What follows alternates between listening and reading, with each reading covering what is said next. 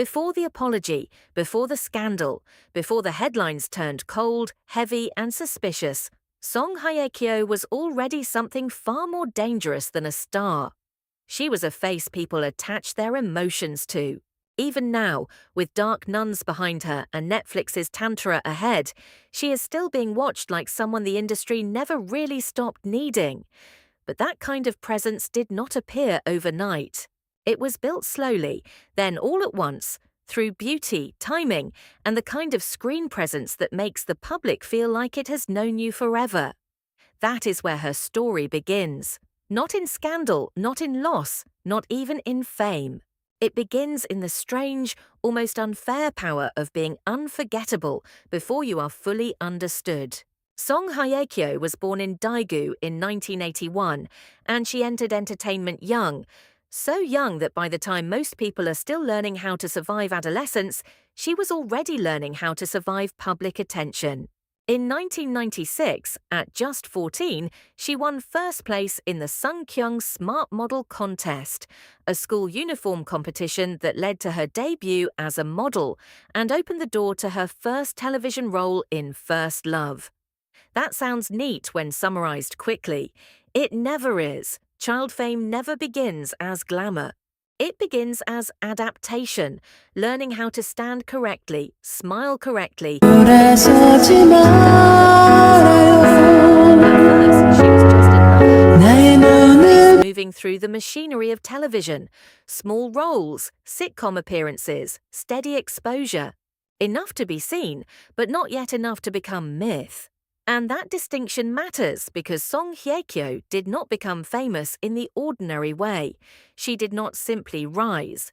She entered the public imagination at exactly the moment South Korean melodrama was learning how to break hearts across borders. Then came Autumn in My Heart, and nothing stayed small after that. There are some dramas that succeed, and there are others that feel like they alter the emotional weather of an entire era. Autumn in My Heart was one of those. It was more than a ratings hit. It helped define the mood of early Hallyu, sorrowful, beautiful, emotionally overwhelming, impossible to shake off once it got inside people. Song Hye-kyo was not just acting in it. She was becoming inseparable from the feeling it left behind. The role made her famous in Korea and across Asia, and more importantly, it gave her the kind of image that would follow her for years. Elegant, wounded, soft, luminous, almost too delicate for the world around her. That image made her beloved. It also made her dangerous to herself. Because once the public decides what your face means, it never really stops punishing you for changing.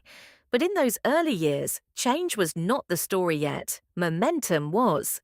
Song Hye-kyo moved from breakthrough to consolidation with a kind of inevitability that made her look less like a new actress and more like a woman the screen had already chosen. In All In, her popularity climbed again, this time in a drama that pulled strong nationwide ratings and proved she was not a one-season miracle. Then came Full House, and that was the moment her fame stopped feeling regional and started becoming pan-Asian in a bigger, brighter way.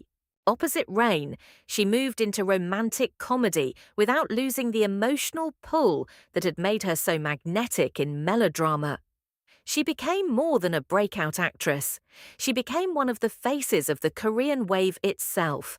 That kind of rise looks glamorous from a distance. Up close, it is something else, because what the public calls elegance is often just control under pressure. What it calls timeless beauty is often repetition, showing up, staying composed, learning how to keep your face still while everyone around you turns it into meaning. By the early 2000s, Song Hye-kyo was no longer simply building a career. She was becoming a symbol. Viewers did not just watch her performances, they projected onto them. They saw innocence, melancholy, romance, grace. They saw the version of femininity they wanted preserved. And like all symbols, she was becoming harder to separate from the feelings people pinned onto her. That is the hidden cost of iconic beauty. It makes the world believe it owns a piece of your image. Years later, people would talk about Song Hye-kyo through scandal, through public disappointment, through the colder language reserved for women, whose image has started to crack under scrutiny. But before all that, there was this version of her, young, devastatingly photogenic, emotionally precise, and arriving at the exact moment Korean television was beginning to export longing as culture. She did not just become a celebrity. She became one of those faces that seem to define an era even while the era is still happening. And maybe that is why her later story hit so hard. Because the public did not fall in love with Song Hye-kyo as a normal actress. It fell in love with her as a feeling, a season, a memory, a beautiful sadness with a human face. And once a woman becomes that to the public, the story is never only about what she does next. It is about what happens when the image that made her untouchable starts living in a world that no longer knows how to protect it. The problem with becoming an icon too early is that the public never lets you grow in peace. It lets you rise. It lets you glow. It lets you become the face of an era. But the moment that face begins to change, through age, ambition, distance, or simply the exhaustion of being watched too long, the love becomes more conditional. And Song Hye-kyo was entering exactly that stage of her fame. By the mid-2000s, she was no longer just a successful actress with beloved dramas behind her. She had become something more delicate and more dangerous, a national image. Her face had entered the emotional memory of Korean television. People did not merely recognize her, they carried her with them. She was associated with heartbreak, elegance, romance, softness, and sacrifice. Because once the public turns you into a feeling, it stops tolerating anything that threatens the feeling. That was the next challenge of Song Hye-kyo's career.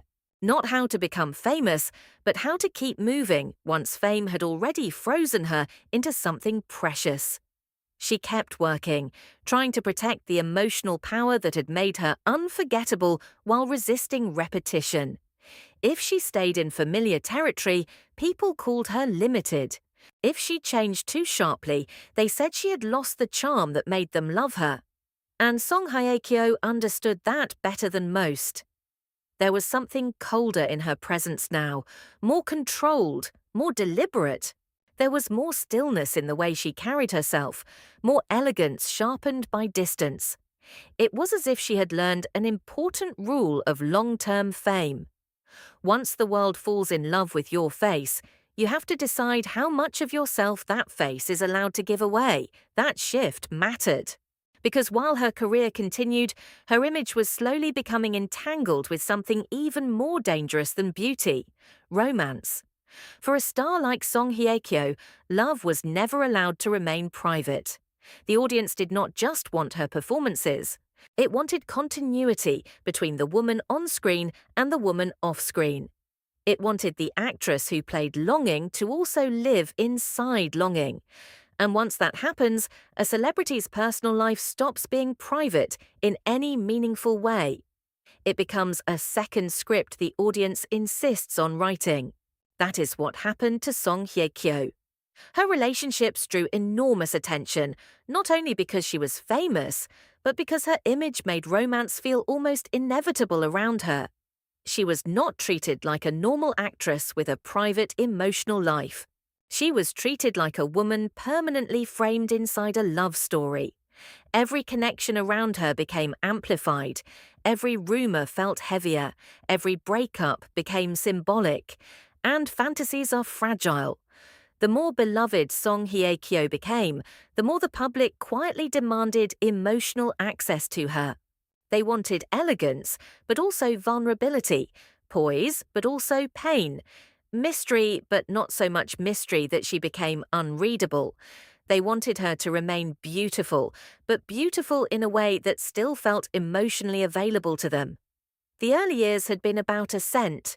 This phase was about preservation, and preservation can be crueler.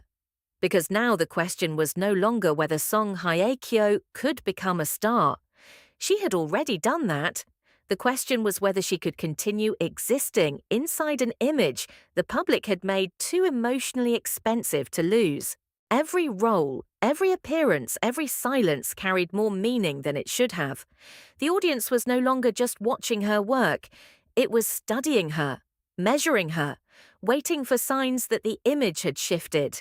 That is when admiration begins to sharpen into scrutiny, not loudly at first, not scandalously yet, just quietly, a feeling that the image had been beautiful for too long not to crack somewhere.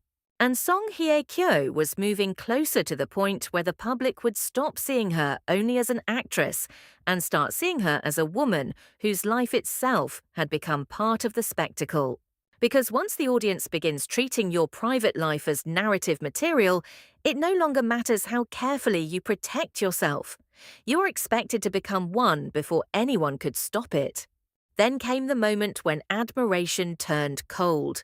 Not because Song Hye-kyo stopped being beautiful, not because she stopped being famous, but because the public finally found something heavier than rumor to hold against her. For years, she had lived inside an image built from elegance, sorrow, and impossible composure. She was not just loved, she was protected by the emotional memory people had attached to her face. That kind of image can survive gossip. It can survive breakups. It can even survive the strange cruelty of being romanticized too much. But financial controversy changes the mood. It strips glamour from the conversation and replaces fantasy with judgment. That was the point where Song Hye-kyo's story became harder to control. When reports emerged about tax issues tied to her finances, the reaction was immediate and severe. This was not the kind of controversy people could soften with sentiment. It was not a heartbreak story, not a dating rumor, not the kind of turbulence fans could quietly fold back into her screen image. It sounded colder than that, more damaging, more adult. The woman once associated with tragic romance and polished grace was suddenly being discussed through numbers, accountability, and disappointment. And that shift mattered more than the scandal itself, because scandals do not only expose actions, they expose the fragility of the image built around those actions. In Song Hye-kyo's case, the controversy hit so hard precisely because her public image had long been built on restraint. She was not a chaotic celebrity. She was not known for mess. She had been positioned for years as someone almost too poised to fall into something so bluntly controversial. Song Hye-kyo apologized. The explanation pointed toward mismanagement and negligence rather than deliberate intent, but by then the atmosphere had already changed. Once the public feels betrayed, nuance arrives too late. It does not want complexity, it wants a clean emotional answer. And the cleanest answer in moments like that is blame. That is what made this chapter so brutal. Not simply the controversy itself, but what it did to the emotional contract between her and the public. Before, people projected beauty and sadness onto her. Now they projected doubt. They started looking backward, reconsidering the image they had trusted for so long. Was the grace real? Was the polish honest? Had they mistaken control for sincerity? For a woman whose fame had always depended partly on projection, that kind of doubt was devastating. Because once the audience stops seeing innocence in your silence, silence changes, meaning forever. What makes Song Hye-kyo's story endure is not that she fell, it is that she never disappeared. For a long time, the public looked at her as if beauty alone could explain her power. But beauty was never the whole story. What made her unforgettable was the way she survived being idealized, then scrutinized, then quietly rebuilt under the same gaze that once tried to reduce her to an image. First, she was a feeling, then she became a fantasy. Then, for a while, she became a disappointment people wanted to examine more closely. And still, she remained. That is why her story feels larger than scandal, because the scandal did not erase her. It interrupted the myth. It forced the public to stop seeing Song Hye-kyo as a perfect screen for longing and start seeing her as something more difficult, more complicated, and therefore more real. The woman who once seemed too polished to crack ended up revealing something stronger than perfection: endurance. And maybe that is the real shift. She is no longer only the luminous young actress people remember through heartbreak dramas and impossible beauty. She is also the woman who lived through public doubt, watched her image harden, fracture and change, then kept moving anyway, not loudly, not desperately, but with the kind of composure that means she understands fame better than the people consuming it. In the end, Song Hye-kyo's story is not about staying untouched. It is about surviving the moment the world realizes you were never untouchable at all. And maybe that is why she still matters now. Not because the fairy tale stayed pure, but because it didn't, and she stayed standing when it was over. She returned as proof that an image can crack, lose its innocence, and refuse to disappear completely.